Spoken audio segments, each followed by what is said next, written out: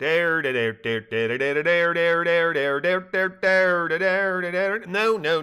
that's wrong. Dixie Diamonds 196. Metz 2:55 p.m., Queensland, Australia 11:55 p.m. Rosier, sitting across from Joey at his dining room table, asked, "Are you hungry?" Joey, bobbling her head and checking her watch, replied, "Perhaps a little. It would be prudent to eat a little something in order to retain some sort of eating schedule. What have you in mind?" "Though my question was predicated on exactly what you stated. I had not thought that far ahead," Rosier replied with a wink and a chuckle. "Something small to tide us over until dinner time. Similar to before, but a bit more. Fruit, cheese, crackers, and more tea," Joey said, smiling. "And perhaps a short distraction. Brisbane should be ringing in the new year very soon. Shall we watch the celebrations?" "And how would we do this?" a furrow-browed Pilotre asked as he pushed his chair away from the table. "I have no Australian television station." Shaking her head and smiling, Joey replied, "But you have internet. I am confident we can do a quick search and find a live feed for the first major metropolitan New Year celebration. I'm certain it will prove more entertaining than Chirac's midnight vol presidentielles."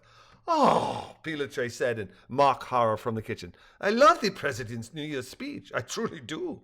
I listened even while in Brisbane. Do you not like it?" Joey, likewise rising from the table, said, "I do like it," as she smiled and nodded, "and I think it is an important, very staid tradition. But I like the celebratory fireworks in Australia. I like the ball drop in New York City's Times Square as well. They are fun and festive, which is also important, yes?" Laughing as he filled the tea kettle for the third time in less than 2 hours, Pilotre said, "Did I tell you that Cochon tried to needle me by saying that your great beauty was what caused me to share classified information with you about the Reverend? That he said we were certainly involved in a tryst?"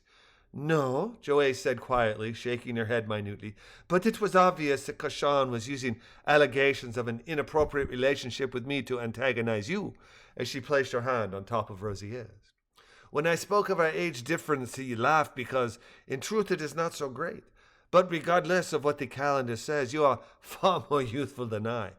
I do love your enthusiasm, your dedication, your insights, and hard work. But though we are but a dozen years apart, I view you as a brilliant, wonderful daughter rather than romantically.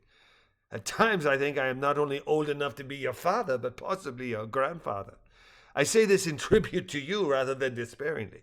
I love your enthusiasm for both the serious and the frivolous, and I will be happy to watch Brisbane's fireworks with you. Too often I neglect life's simple pleasures and concentrate too much on the cerebral. Man does not live on reason alone. We, at least truly wise men, do not, nor wise women," she said softly. "Now go find a live feed for Brisbane fireworks, and I'll finish here," she added with a laugh. "I don't want to miss the first big celebration, ushering in the year 2000.